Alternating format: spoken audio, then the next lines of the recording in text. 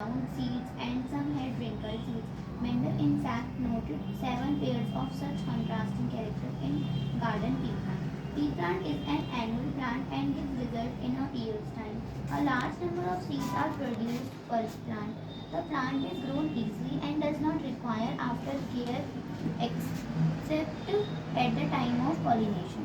Contrasting characters. The characters which always appear in two opposing conditions like one dominant and other recessive are called contrasting character.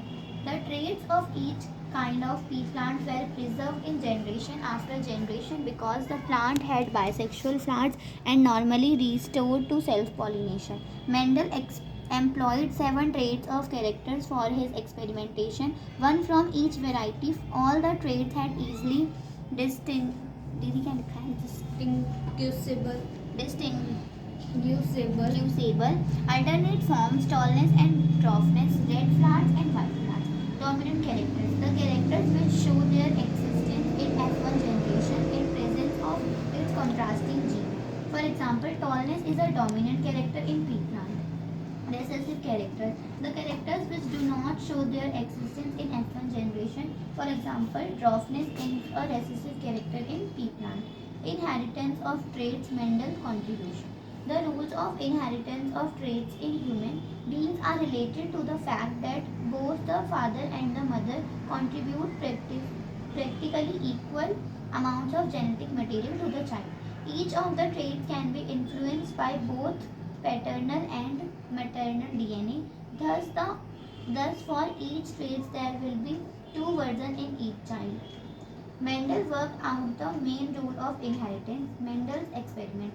Mendel then started breeding experiments on the pea plant. He conducted first monohybrid and dihybrid crosses. Monohybrid cross, a cross in which only one trait like size of plant, tall or dwarf or shape of seed, round or wrinkled, etc. is considered as monohybrid cross.